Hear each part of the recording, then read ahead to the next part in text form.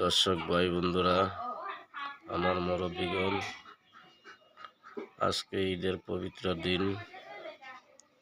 নামাজ পড়বেন সবাই সামিয়ানার নিচে।